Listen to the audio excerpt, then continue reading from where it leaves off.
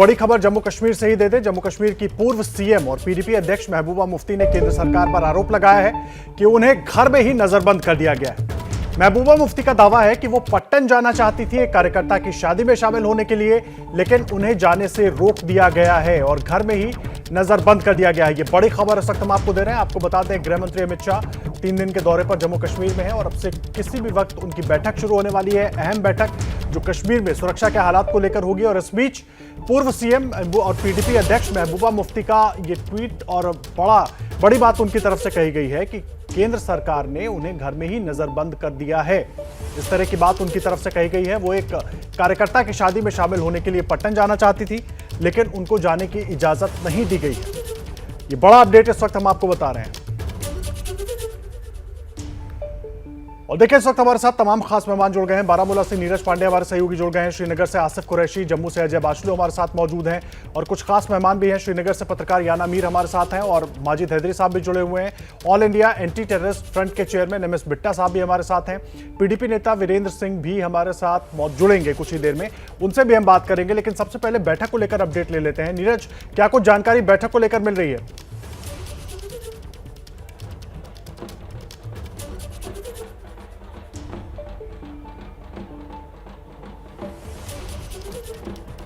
मुझे लग रहा है तकनीकी दिक्कत की वजह से नीरज तक हमारी आवाज नहीं पहुंच रही है। नीरज, आप हालांकि बारामूला में मौजूद हैं, लेकिन बैठक को लेकर क्या कुछ अपडेट मिल पा रहा है?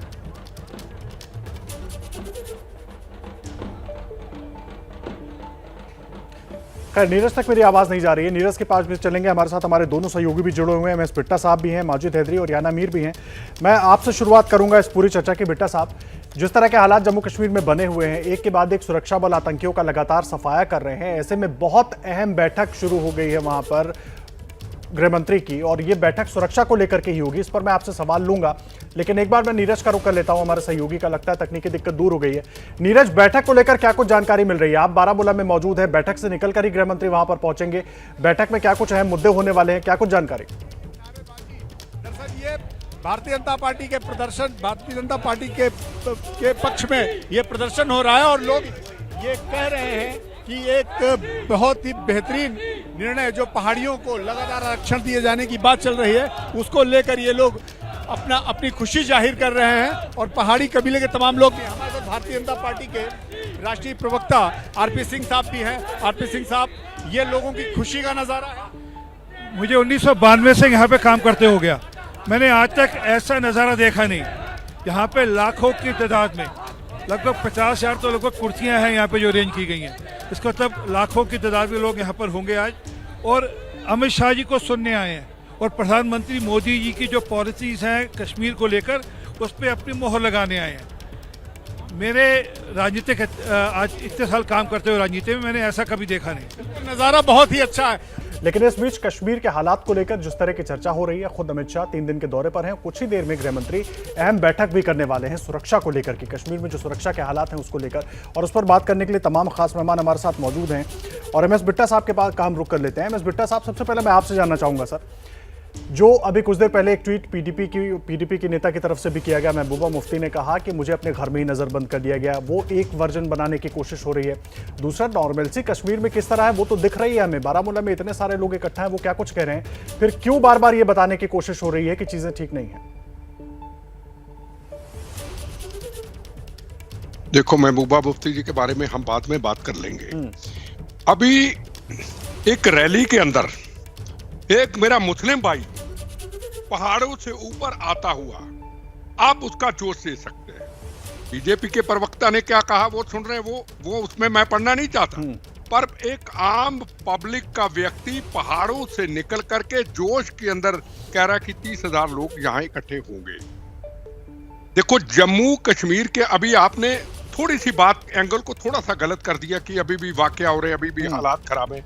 मैं आपसे इस बात से सहमत नहीं हूँ सर। नहीं, जो अपडेट्स आ रहे हैं उसकी जानकारी देना हमारा काम है। मैं एक भारतीय हूँ, मेरे लिए मेरी देखो वो आप कह सकते हैं पहले के हालात देखें जब तिरंगे झंडे का रोज अपमान होता था, पहले के हालात देखें जब जवानों की रोज शहादत होती थी, पहले के हालात को देखें जब पत्थर फेंके जाते थे। मैं बिल्कुल सहमत हूँ आपसे कि ये चीजें हो रही कश्मीरी पंडितों का और मुस्लिम भाई जो फोर्सेज में उनके ऊपर कहीं ना कहीं मौका देके उनके ऊपर देखो, बड़ा आसान काम है आज के टाइम के ऊपर। कोई आदमी अकेला जा रहा है, उसके ऊपर हमला कर दो और पूरी दुनिया में खबर फैल जाती है। पूरी फोर्सेस के ऊपर हमला करने के लिए उसको 20 बार सोचना पड़ता है। आपने देखा होगा जब पुलवामा के ऊपर हमला हुआ था और उसके बाद जब पाकिस्तान के अंदर जाकर के उनके टैंकों को, उनके कैंपों को तबाह किया था, आपने देखा होगा उसके बाद 370 धारा हटी थी, उसके बाद कितना फर्क आया। पंजाब की अगर हालात को देखें, पंजाब के अंदर सिर्फ 5 साल 6 साल या 7 साल हालात खराब रहे। 36,000 बेगुनाहों का कत्लेआम हुआ। 36,000 थोड़े नहीं होते, उसमें 19,000 हिंदू भाइयों का कत्लेआम हुआ। अमन शांति आया। अभी भी पाकिस्तान की तरफ से जैसे कश्मीर के अंदर ड्रोन के जरिए हथियार, टेररिस्ट अभी भी पंजाब के अंदर वो चल रहे हैं। पर एक सरकारें जो है कोशिश तो करती हैं, चाहे सेंट्रल गवर्नमेंट हो चाहे स्टेट गवर्नमेंट हो।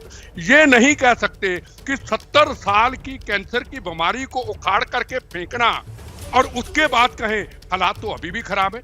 हम पिछली चर्चा तो करें कि पीछे क्या थे, आज क्या है। अगर पंजाब के अंदर आज 30 साल के बाद अभी भी हथियार पकड़े जाते हैं, अभी भी आरडीएक्स पकड़ा जाता है, अभी भी नार्को टेररिज्म आता है, पर कत्लेआम तो बंद हुआ पंजाब के अंदर।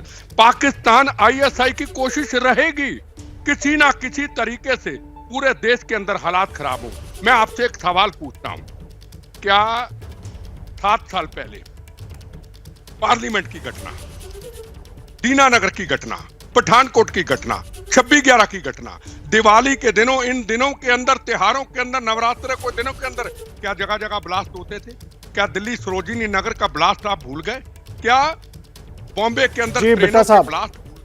जो बातें आप कह रहे हैं उस पर सबकी नजर है और सबको यही उम्मीद है कि जिस तरह से हालात सुधर रहे हैं और तेजी के साथ सुधरे, और हम सब भी यही चाहते हैं और इसीलिए चर्चा बहुत अहम हो जाती है। याना मीर भी हमारे साथ मौजूद है, आप एक्टिविस्ट भी हैं, पत्रकार भी हैं। याना, जिस तरह से बिट्टा साहब कह रहे हैं हालात सुधरे हैं, थोड़ा वक्त लगेगा, कोशिश लगातार जारी है, सुधार दिख भी रहा है, कुछ घटनाएं हो रही हैं, उनको रोकने की भी कोशिश हो रही है। अभी क्या कुछ और होना चाहिए और जो हालात हैं अभी उसको किस तरह से देखें? देखिए, पहले तो मैं बता दूं कि घटनाएं की जो बात की जा रही है, जब कांग्रेस की रैली होती थी यहाँ पे 2006 की बात है, आपको पता है एक दिन में 6 लोग मर गए। मनमोहन सिंह जब उनका विजिट होना था, एक रात पहले, एक रात में 8 लोग मर गए। ठीक है ना। चलिए, महबूबा मुफ्ती की आपने बात की, मुफ्ती सईद साहब जब इलेक्शन में उतरे 90s की बात है, एक रात में 7 लोग मर गए। लेकिन अमित शाह साहब आए यहाँ पे, उन्होंने रुख किया, अल्लाह के फजल से एक भी मौत हुई नहीं हुई। तो इन लोगों को मानना ही होगा कि यहाँ पे सुरक्षा की जो इंतजाम है वो पहले से ज्यादा पुख्ता हो चुके हैं। एंड जो लोग हैं वो भी खुले दिल से अमित शाह को वेलकम करते हैं, उन तक रीच आउट करना चाहते थे। इसी वजह से यहाँ पे ऐसी कोई अफरा तफरी नहीं हुई उनके आने के वक्त। और दूसरी चीज जो महबूबा मुफ्ती कहती है कि मुझे नजरबंद कर दिया गया, देखिए इसमें एक बहुत बड़ा रीजन है। पहली बात तो कुछ रोड सिक्योरिटी रीजंस के लिए बंद कर दिए गए, क्योंकि होम मिनिस्टर साहब आ रहे हैं। ये कोई छोटी बात नहीं है, हर एक देश में ऐसे होता है। अगर इंग्लैंड की क्वीन भी कहीं से जाती है तो वहां भी रोड ब्लॉक्स होते हैं। तो ये तो, और पटन जो है वो वहीं का रास्ता है, तो उस वजह से जहां वो इस वक्त गए हैं। और दूसरी चीज, महबूबा मुफ्ती अगर कहीं जाएगी वो चुपचाप अपनी गाड़ी लेकर तो जाएगी नहीं, अपने साथ इतनी सारी सिक्योरिटी फोर्स को लेकर जाएगी, जबकि वो अभी सीएम है भी नहीं, उसके बाद भी इतनी सारी सिक्योरिटी फोर्स को लेकर जाएगी। अब आपको समझना होगा कि सिक्योरिटी फोर्सेस इस वक्त जितनी भी यहाँ पे है वैली में, वो अमित शाह जी की विजिट में उस सिक्योरिटी प्रोवाइड करने में बिजी लगी हुई है। अब इसमें इतनी सारी सिक्योरिटी फोर्सेस एक्स सीएम को अगर दे देंगे तो फिर ये यहाँ पे लैप्स हो सकता है, शॉर्टेज हो सकती है। और अगर ज्यादा फोर्सेस मंगाएंगे तो फिर यही लोग बोलेंगे कि देखो कश्मीर में ज्यादा फोर्सेस मंगाई गई। तो इस वजह से कैच 22 सिचुएशन है, दोनों ही तरीके से वो कुछ ना कुछ बोल ही देती। उसको नजरबंद नहीं किया गया है, उसको कहा गया है कि क्योंकि तुम्हारे पास सिक्योरिटी नहीं है, अगर तुम जाओगे और तुम्हें किसी ने मार दी, क्योंकि आप तो जानते हैं कश्मीरी महबूबा मुफ्ती को अप्रिशिएट नहीं करते, ना उसको ट्रस्ट करते हैं। वो खुद बनकर बैठी हुई है, एक्स सीएम की वजह से आज तक वो जो है सिक्योरिटी वगैरह डिमांड करती है, मगर जहाँ के लोग उसको पसंद नहीं करते तो उसकी जिंदगी जो है खतरे में है।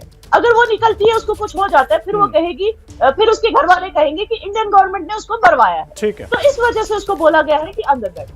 जी ठीक है, माजिद हैदरी साहब, मैं आपका रुख कर रहा हूं सर। याना को भी आपने सुना, मिस बिट्टा साहब को भी सुना। मेरा बड़ा सीधा सा सवाल है, जब नॉर्मलसी की तरफ कश्मीर बढ़ रहा है, चीजें सुधर रही हैं, घटनाएं भी कमोवेश कम हो रही हैं, उसके बाद इस तरह का बयान ऐसे वक्त में जब गृह मंत्री का वहां पर दौरा चल रहा है, सुरक्षा समिति की वो बैठक करने वाले हैं और इसीलिए करने वाले हैं कि हालात और बेहतर हों तमाम विभागों के साथ, तो ऐसे में इस तरह के बयान का मतलब क्या? केवल राजनीति के लिए कुछ भी करना है क्योंकि जम्मू कश्मीर में ये स्थिति बनी रहे? जी देखें जी, सबसे पहले तो सब देशवासियों को दशहरे की बहुत बहुत शुभकामनाएं। देखिए, जब हम माननीय गृह मंत्री श्री अमित शाह जी की बात करते हैं तो उनकी एक बहुत बड़ी सफलता है जम्मू कश्मीर पे खास तौर पे, कि कश्मीर को उनने हड़ताल मुक्त कर दिया है। कश्मीर को हड़ताल से मुक्ति मिल चुकी है। अब यहाँ हड़तालें नहीं होती, पत्थरबाजी नहीं होती। बहुत बड़ी अच्छी उनकी कामयाबी है, मैं उनकी सराहना करता हूँ इस चीज की। लेकिन जिस दिन माननीय गृह मंत्री जी जम्मू कश्मीर में अपना कदम रखते हैं, डीजी हेमंत कुमार लोहिया की हत्या हो जाती है। और आज जब गृह मंत्री जी कश्मीर आते हैं तो महबूबा मुफ्ती साहिबा अपने घर में उनको ताला लगा दिया जाता है। अब महबूबा मुफ्ती साहिबा की बात यहाँ बड़ी इंपॉर्टेंट है, इसलिए इंपॉर्टेंट है क्योंकि मेरे माननीय प्रधानमंत्री जी नारी शक्ति की बात करते हैं। और जब आप नारी शक्ति के किस्म के प्रतीक को ताला लगा के बंद कर दे, जिस दिन इस देश के गृह मंत्री आए, देखिए ये इंग्लैंड की बात और किसी क्वीन की बात नहीं है, भारत इस दुनिया का सबसे बड़ा लोकतंत्र है और महबूबा मुफ्ती साहिबा का भी इस भारत के लोकतंत्र में बहुत बड़ा हिस्सा रहा है। उनके जो पिता थे वो इस देश के गृह मंत्री भी रहे और वो खुद चीफ मिनिस्टर रही हैं। तो चीफ मिनिस्टर को इस दिन बंद करना ये कोई अच्छी बात नहीं है। और ये कहना कि सिक्योरिटी की कमी थी या सिक्योरिटी क्यों दी जाए, अरे भाई उनने भी इसी देश के लिए काम किया, उनके भी वर्कर इसी देश के लिए, उनकी भी जान इसी देश के लिए गई है। तो ये कहना बहुत गलत है। सबसे पहले मैं इसकी निंदा करता हूँ। दूसरी चीज, आप पहाड़ियों का स्टेटस कह रहे हैं, ठीक है, उन बेचारों की डिमांड थी, उन्हें जस्टिस नहीं मिल रहा था, मोदी सरकार ने दिया, बहुत अच्छी बात है। लेकिन इसका फायदा भाजपा को भी तो होगा। भाजपा जब इलेक्शन लड़ेगी तो इन पहाड़ी, ठीक है, इसका जवाब ले लेते हैं। पीडीपी नेता वीरेंद्र सिंह भी हमारे साथ मौजूद है। माजिद साहब, आप रहे हैं हमारे साथ। वीरेंद्र सिंह जी, आप सुन रहे हैं तमाम मेहमानों को। बड़ा सवाल यही कि आखिर इस तरह का बयान ऐसे वक्त में क्यों, जब खुद गृह मंत्री वहां पर हैं, सुरक्षा की समीक्षा हो रही है, कश्मीर में हालात को सुधारने की कोशिश हो रही है, तो क्या आधिकारिक तौर पर इस तरह की बात कही गई कि उनको नजरबंद किया गया है, रोक दिया गया? क्या है कहानी इसके पीछे?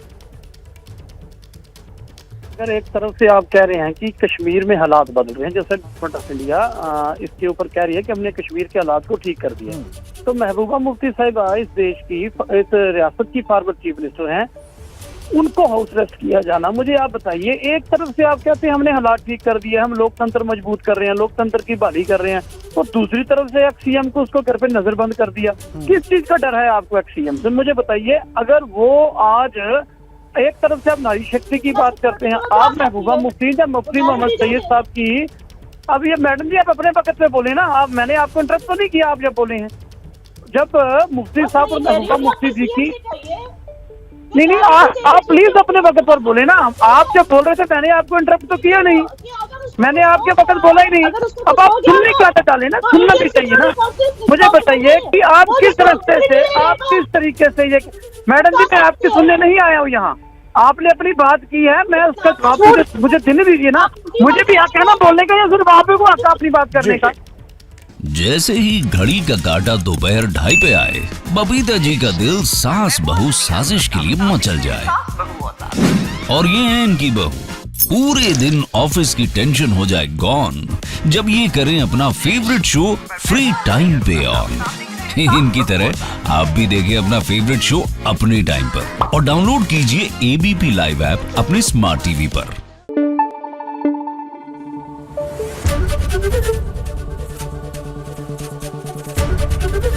एबीपी न्यूज आपको रखे आगे।